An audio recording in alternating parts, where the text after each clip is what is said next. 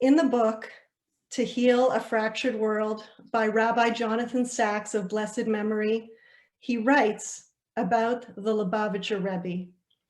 Rabbi Sacks describes the situation after the Holocaust, where Jews in America felt uprooted from their natural environments.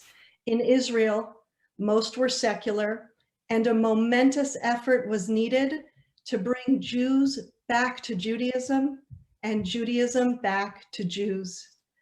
Rabbi Sacks says, and I quote, "There was something redemptive about the Rebbe's work, and in sending his shluchim across the world, he set for himself a task. During the Holocaust, Jews were hunted down in hate. The Rebbe had resolved to search them out in love. Hitler had tried to extinguish the Jewish flame. The Rebbe would try with no less focused effort to rekindle it. I am the recipient of this love. This whole community is the recipient of that love. My hakaras hatov, my gratitude to Rabbi and Rebbetzin Plotkin and Rabbi and Rebbetzin Gitlin for rekindling the spark in me, for teaching me that this spark exists inside every Jew, no matter their background. And most importantly, for my family, that although there may be a weakening in the incredible chain of the Jewish people, for so many survivors, for them to hear me. There was a heartbreaking, traumatic break. There is always, always, always hope of repair. Today is Yom Hashoah, Holocaust Remembrance Day. It's a day when we never forget.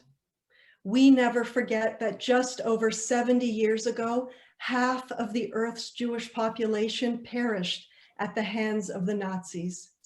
6 million lives cut short. If we were to observe a minute of silence for every victim of the Holocaust, that silence would last 11 and a half years. 6 million. It's a number too big to fully grasp. But one number, 49560, I can understand. 49560. The number so brutally tattooed on my grandmother Genya Chaliva's arm when she arrived at Auschwitz.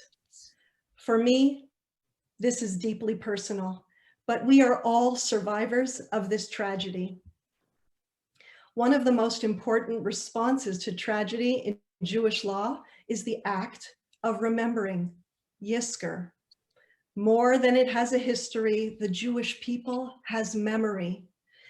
The difference between them is history is someone else's story. Memory is my story. History is the story of the past. Memory is the story of the future.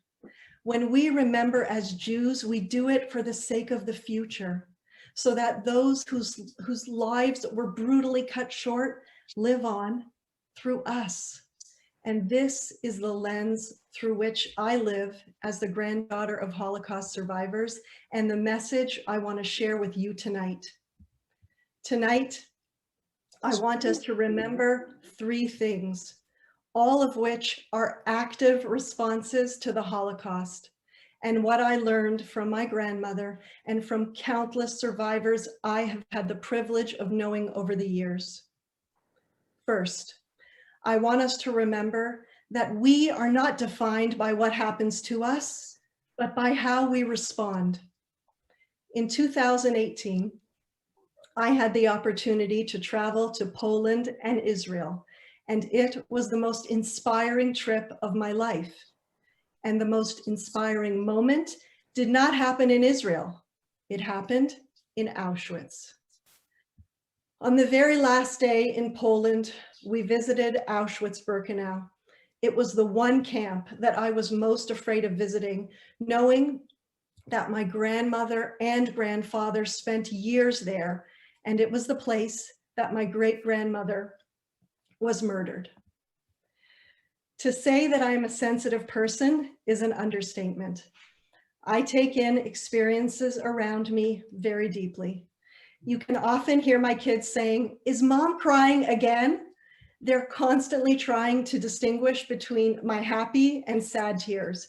So in 2018, when I told my family I was going to go to Poland, their reaction was, how will she be able to handle that? Being the granddaughter of survivors carries with it an intergenerational wound that accompanies me wherever I go. Whenever I would speak about my upcoming trip to Poland, the tears would already begin to flow. How would I feel walking through my wounds, walking on the same blood-soaked ground that my grandparents walked? As we finished our tour, and much of my group was boarding the bus to leave, I took an Israeli flag and I stood on the train tracks at the entrance of Birkenau. I stood on those tracks and I thought about my fear of facing the sheer magnitude of the devastation that occurred here. We had walked through Auschwitz, stepped inside the gas chambers, saw the ovens, the barracks, the crematoriums, and the millions of pairs of shoes. But as I stood on those tracks, I thought to myself, look at what they did to us and look at who we are today. It was then that I realized why I hadn't been crying my way through the trip. With every step I took, my eyes were wide open at the brutality and the devastation that surrounded me. I saw it, I felt it all, and I was not broken by it. Rather, the feeling that welled up inside my heart was a deep sense of pride. I walked through the concentration camps with my head held high, knowing full well that despite all this, we are not a broken people. We didn't respond with revenge, with anger, or with hate. My grandmother, like countless other Holocaust heroes, went forward and built families. Can you imagine the courage it took to bring children into the world after such a destruction? But they did. They built communities and with God's help revived the land of Israel and brought goodness into the world wherever they found themselves. There is nothing more inspiring to me than the resilience of the Jewish people. That is how we responded, and that is how I will go forward as a Jew. As I boarded the bus to take us to the airport to fly to the land of Israel, I thought, this is not the end of the story. I am the continuation of this story. Each one of us is a continuation of the story. Let's make our chapter great. Number 2, I want us to remember that we are Am Echad Belev Echad, one nation with one heart. Over the years, many people have asked me, Jody, are you Chabad? Are you Aish? Are you conservadox? Are you modern Orthodox? I turn to each one and say, I'm Jewish. Labels are for clothing. Now, is this some cutesy kumbaya attitude I'm holding on to? Or is this the truth? My grandmother is a survivor of the Warsaw Ghetto, of Majdanek, of Auschwitz-Birkenau, and the Death March. My husband's grandfather, Felix Opatowski of blessed memory, was a survivor of the Lodz Ghetto, of Mauthausen, of Auschwitz, of Ebensee, and the Death March. So between us, we have heard many stories, heartbreaking stories. But one thing we never heard is that in Auschwitz, there were separate lines for religious and non-religious Jews. I never heard this story because in Auschwitz, We were all marched into the gas chambers together. Our enemies see us as just Jews. We need to see ourselves as our enemies see us, as one united people. Within our differences, there's commonality. If we focus on what unites us instead of what divides us, I believe we will have learned a crucial lesson of the Holocaust, and that is that the Jewish people are one family. This is a lesson we can bring into our lives today, to see each other as brothers and sisters, to look at each other, no matter how different we are, without judgment, but rather with love. And finally, I want us to remember that the response to anti-Semitism is not to hide who we are, but to live as strong and proud Jews, standing up for injustice wherever we find it. That's how we win. Over the years, my husband and I decided that we wanted to strengthen the role of Judaism in our lives. We were always proud to be Jewish, but it remained on the periphery. We felt we had a responsibility to rebuild in our own personal way, to somehow try to light up the world with kindness and goodness to counteract all that was lost. We know we can never bring them back, but we can live our lives in such a way that we bring their memory to life and show that their death was not in vain. The Nazis tried to erase Judaism from the world. Every step that we took to bring Yiddishkeit back into our lives and into our home felt to us like the greatest victory. We first began with ourselves, learning as much as we could to try and understand more deeply what it means to be a Jew. And then slowly,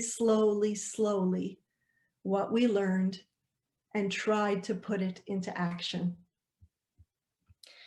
The NCSY office, where I have the pleasure of working, is located in the Lipa Green building on the same floor as the Neuberger Holocaust Education Center.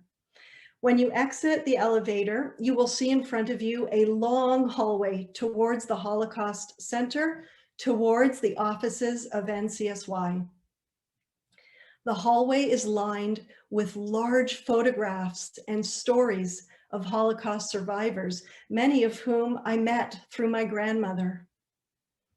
When I walk down that hall, I run my hand slowly across all the photos as I approach my destination. And I think to myself, from the ashes, we rebuild. Chabad of Markham and NCSY passionately strengthen our connection to our precious heritage, to our connection to each other and to Hashem, each in their own way, planting seeds for the future. With Hashem's help, they will grow and blossom. Each one of us has the opportunity to plant seeds within our families and within the larger Jewish community. Think about the seeds that you hold. Every year on Yom Hashoah, we say, never forget. Never forget that we are not defined by what happens to us, but by how we respond. Never forget that the Jewish people are one family.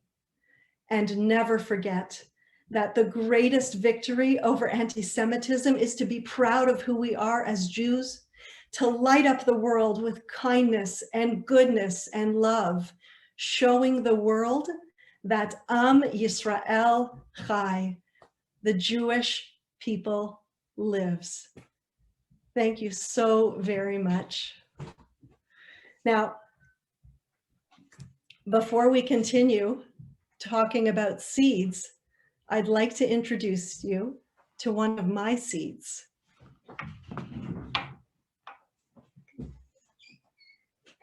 Come here, sweetie.